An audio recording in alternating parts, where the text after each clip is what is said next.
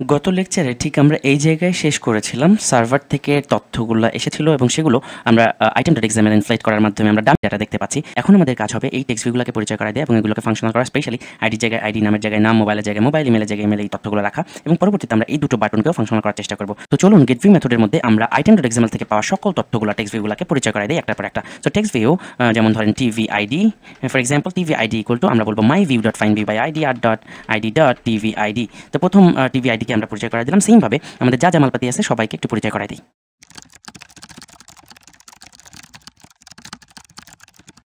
Alright, so যতগুলো field আছে সবাইকে কিন্তু একে একে পরিচয় করাই দিলাম।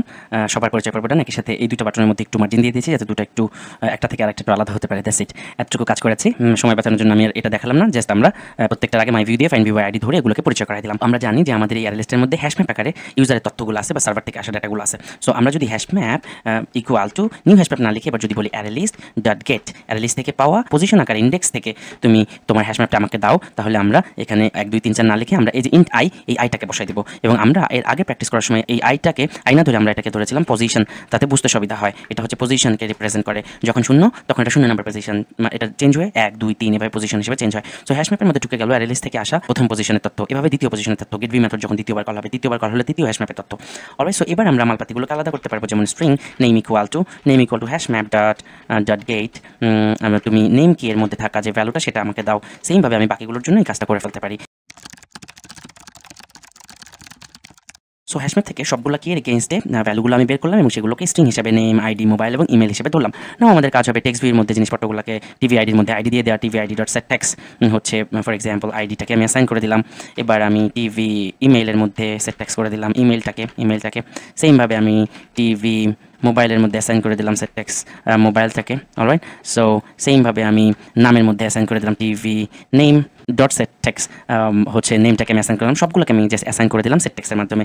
এবং হ্যাশম্যাপ থেকে পাওয়া তথ্যগুলো এগুলো নিয়ে বিস্তারিত আলোচনা করবো না, কারণ এর আগে আপনাদেরকে প্র্যাকটিস করিয়ে এসেছি। যদি কোনো রকম ডাউট থাকে অবশ্যই পুরোনো লেকচারগুলো একটু রিপিট করবেন, যাতে করে হ্যাশম্যাপ এবং যাবতীয় আইডিয়াগুলো মাথার মধ্যে থেকে যদি একটু মনে হয় দিক ওদিক চলে যায়, যাতে আরেকবার প্র্যাকটিস হয়ে যায়। অলরাইট, আমরা এবার রান করছি, দেখি সার্ভার থেকে আসা তথ্যগুলো সুন্দর মতো আমাদের লিস্ট ভিউতে শো করে কিনা।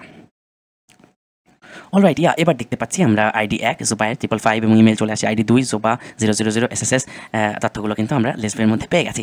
সো আমি জাস্ট একটা ডামি হিসেবে এক স্ক্রিনের মধ্যে সুন্দর করে আপনাদেরকে দেখাইলাম, জাস্ট আপনাদেরকে বোঝানোর জন্য।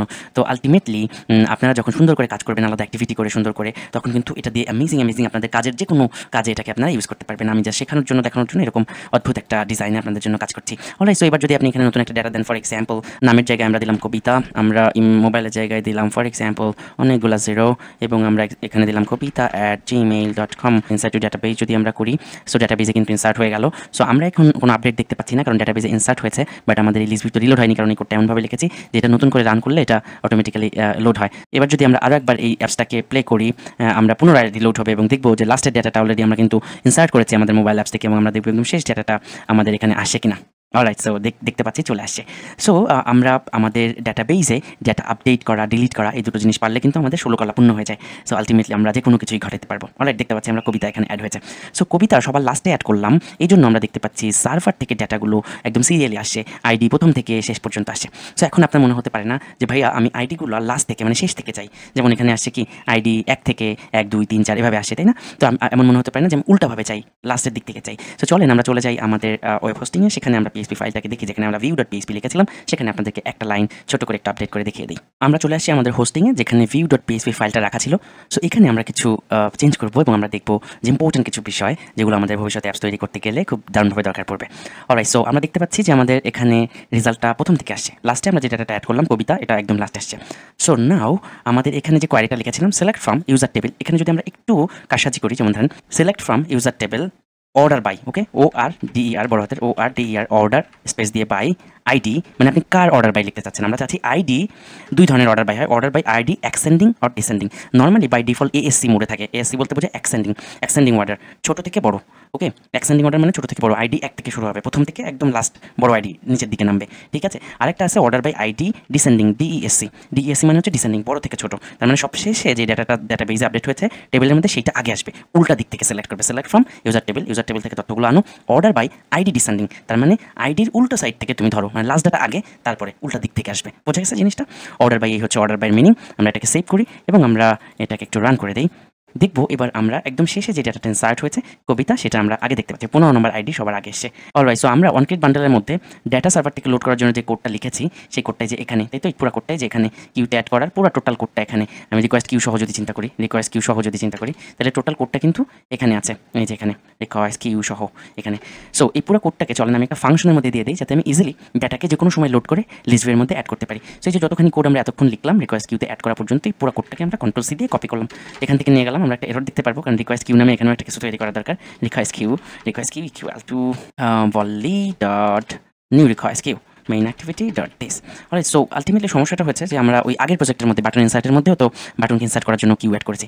অলরাইট, সো একদম লাস্ট সেকেন্ড ব্র্যাকেটের আগে আমরা নতুন একটা মেথড তৈরি করি। ফর এক্সাম্পল, একদম লাস্ট সেকেন্ড ব্র্যাকেটের আগে, তার মানে অনক্রিয়েট বান্ডেল শেষ যেখানে হয়েছে তারপরে, অথবা আমরা যেখানে আমাদের অ্যাডাপ্টার ধরেছি তার আগে বা পরে whatever, আমরা ইউজার ডিফাইন নতুন একটা ফাংশন তৈরি করতে পারি, যেমন ধরেন পাবলিক অথবা প্রাইভেট ভয়েড লোড ডেটা নামে আমরা একটা মেথড ডিক্লেয়ার করলাম এবং সেই মেথডকে এভাবে কল করলাম। এবার এই লোড ডেটার মধ্যে আমরা যত লাইন কোড লিখেছিলাম, এই যে সার্ভার থেকে ডেটা লোড করে সেই ডেটাটাকে অ্যানালিস্টের মাধ্যমে আসলে অ্যাডাপ্টারের মধ্যে লোড করা, এই পুরো ব্যাপারটা আমরা একটা মেথডের মধ্যে নিয়ে গেলাম, যেটা নাম দিলাম আমরা লোড ডেটা। এবার যদি আমরা আমাদের প্রজেক্টের একদম শুরুতে পরিচয় পর্বের পরে যদি সুন্দরভাবে একে কল করি লোড ডেটা, তার মানে কি ডেটা লোড হয়ে গেল, তাই তো? সো সিম্পল, লোড ডেটার মধ্যে যত কোড আছে সব এক্সিকিউট হয়ে যাবে, মানে ডেটাগুলো লোড হবে, লিস্ট ভিউতে সব কিছু অ্যাড হয়ে যাবে। কেন আমি পুরো ব্যাপারটাকে একটা ফাংশনের মধ্যে নিয়ে আসলাম? কারণ দেখেন, যখন আমি বাটন ইনসার্টে ক্লিক করলে নতুন ডেটা অ্যাড করতে চাই, ডাটাটা অ্যাড করে যখন রেসপন্স চলে আসলো, তখন আমি চাচ্ছি অ্যালার্ট ডায়লগটা দেখা, যে সার্ভার রেসপন্সটা দেখা, এবং সাথে সাথে আমি চাচ্ছি যে ইনসার্ট হওয়ার পরে লোড ডাটা আবার কল হয়ে যাক, মানে পুনরায় আবার ডাটা লোড হোক। নতুন ডাটা যেহেতু লোড হয়েছে, পুনরায় আবার লোড ডাটাকে আমি কল করে দিতে পারি। অলরাইট, সো এখানে আমাদের একটা ঝামেলা হবে, যখনই আমি লোড ডাটাকে কল করেছি তখন ঝামেলাটা কি বলেন তো? ঝামেলাটা হচ্ছে এই যে অ্যারে লিস্ট তো আমরা হোমে একদম উপরে বানায় রাখছি। সো লোড ডাটাকে যখনই আমি কল করবো তখনই অ্যারে লিস্টের মধ্যে, মানে একটা টেবিলের মধ্যে প্রতিবার অ্যারে লিস্টের মধ্যে ডাটা অ্যাড হতে থাকবে। সো আমরা যেটা করতে পারি, লোড ডাটাকে যখনই আমি কল করবো তখনই লোড ডাটাকে কল হওয়ার আগে, রিকোয়েস্ট যাওয়ার আগে আমি অ্যারে লিস্টটাকে 0 বানাই দিয়ে আসতে পারি। Array list equal to new array list. এই কথাটার মানে হলো যে নতুন একটা টেবিল তৈরি করো, আগের টেবিলটা বাদ, একদম নতুন টেবিল, কারণ সার্ভারে তো এখনো যায় নাই, নতুন করে সার্ভারে সে ডাটা আনতে যাচ্ছে, তার মানে আগের টেবিলটা বাদ দাও, সার্ভার থেকে আবার পুনরায় view.php থেকে এনে হ্যাশম্যাপের মাধ্যমে নতুন করে অ্যারে লিস্টের মধ্যে বসাও এবং নতুন একটা টেবিল তৈরি করো। খুব ইম্পর্টেন্ট একটা line. Array list equal to new array list যদি আপনি লোড ডাটা এখানে না বসান, দেখবেন যে প্রতিবার ডাটা লোড ডাটাকে কল করলে অ্যারে লিস্টের মধ্যে ওই একই ডাটা বারবার ঢুকতেছে, ডাটা আস্তে আস্তে বাড়তেই থাকবে। So very simple concept. Alright, so আমরা যেটা করলাম, একটা মেথড তৈরি করলাম। আমরা যখন বাটন ইনসার্ট এই ডাটা ঢুকাচ্ছি, আমাদের ডাটা বেজের আগের লেকচার করে আসছিলাম, ডাটা ঢুকে অন রেসপন্স মেথড কল হওয়ার সাথে সাথে লোড ডাটাকে পুনরায় কল করে দিচ্ছি, যাতে করে আমরা আবারও মানে লোড ডাটা কল হয় এবং সার্ভার থেকে সব তথ্য পুনরায় এসে আমাদের লিস্ট ভিউতে বসে। অলরাইট, চলেন এবার আমরা পুনরায় আবার একটু রান করি এবং নতুন একটা ডাটা এটার মধ্যে দিব। অলরাইট, লাস্ট ডাটা দেখতে পাচ্ছি আমরা কবিতা। এখানে আমরা নতুন একটা ডাটা দিব, ফর এক্সাম্পল জেমসের মোবাইল নাম্বার কিছু একটা দিলাম আমরা এখানে দিলাম james@outlook.com এটা হচ্ছে জেমসের ইমেল অ্যাড্রেস। সো নাও আমি ইনসার্ট বাটনে ক্লিক করবো, ইনসার্ট ইনটু ডাটাবেসে লোড হচ্ছে, আমরা প্রোগ্রেস বার দেখতে পাচ্ছি, আমাদের রেসপন্স এসছে এবং সাথে সাথে দেখেন লোড ডাটা কল হয়েছে। লোড ডাটা কল হওয়ার মানে কি? লোড ডাটা কল হওয়ার মানে হচ্ছে পুনরায় ডাটাবেস থেকে সকল তথ্য নিয়ে আসো এবং সেই তথ্যগুলোকে আবার সাজাও, এবং আমরা দেখতে পাচ্ছি সার্ভার থেকে চলে আসে জেমস 16 নম্বর আইডিতে রয়েছে। অলরাইট, সো এতটুকু পর্যন্ত আশা করি বোঝা গেছে। পুরো কাজটা সুন্দর করে আমি আনাড়িভাবে ডিজাইন করে দেখিয়েছি। আপনারা সুন্দর করে ডিজাইন করে এই পুরো কাজটা আপনার যে কোনো আইডিয়া নিয়ে আপনি কাজ করতে পারেন। ফর এক্সাম্পল, আপনি আপনার যে কোনো একটা আইডিয়াকে সার্ভারে ডাটা রাখা, সার্ভার থেকে ডাটা আনা, একটা জায়গায় সার্ভারে কিছু একটা ফর্ম ফিল আপ করে সার্ভারে সেটা রাখা, এবং আরেকটা অ্যাক্টিভিটিতে হয়তো বা সেই সবগুলো তথ্যকে আপনি সুন্দর করে দেখান এবং পুরো কাজটা প্র্যাকটিস করে স্ক্রিন রেকর্ড অথবা স্ক্রিনশট তুলে #লেকচার নাম্বার, আপনার স্টুডেন্ট আইডি #season2 সহ অবশ্যই গ্রুপে জমা দিয়ে দেন। হোমওয়ার্ক না করে কোনোভাবেই সামনের দিকে যাওয়া যাবে না। দেখা হচ্ছে পরবর্তী লেকচারে।